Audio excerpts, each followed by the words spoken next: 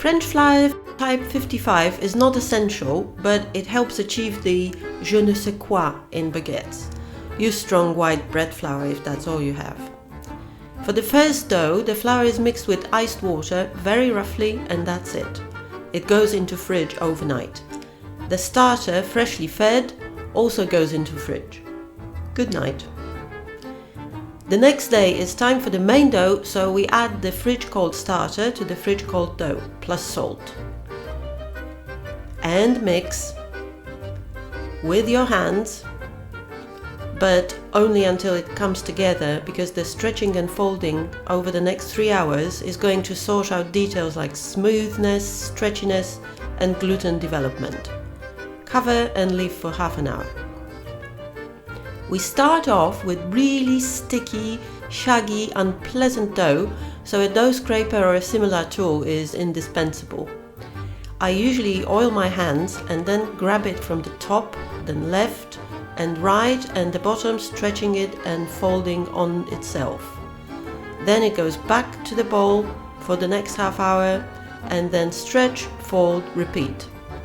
As you go along, you notice that it's starting to play nice. Not so sticky, tighter, smoother, and generally easier to manipulate, though it doesn't stretch as much anymore. After the 6th stretch and fold, load it back to a well-oiled bowl or a container and into the fridge again until the following morning.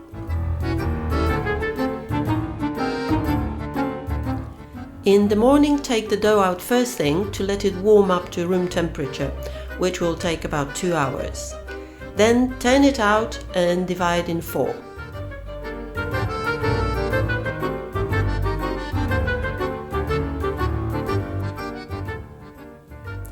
Flatten each piece and roll them up quite tightly. Cover everything with a tea towel and leave them in peace for half an hour.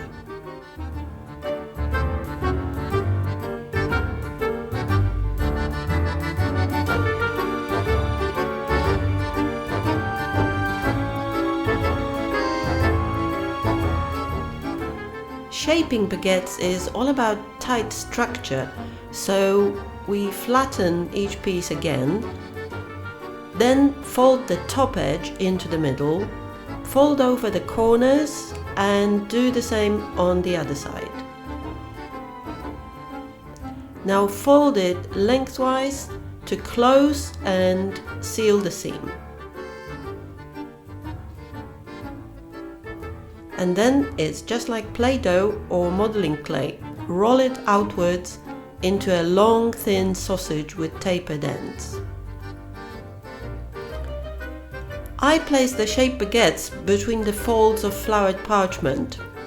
Some clever people use floured cloth, but I've no idea how they get the breads off the floured cloth to get it into the oven. I just load the whole lot on the parchment and then pull the parchment out halfway through the baking when the baguettes are baked firm enough to shift off the paper. But before baking, they need to rest again for half an hour while the oven heats up with a baking stone or a heavy baking tray inside.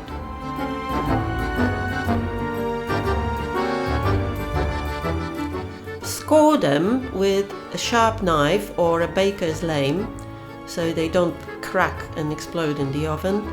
Spray the oven with water and in they go. And here we are, the best baguettes this side of the channel.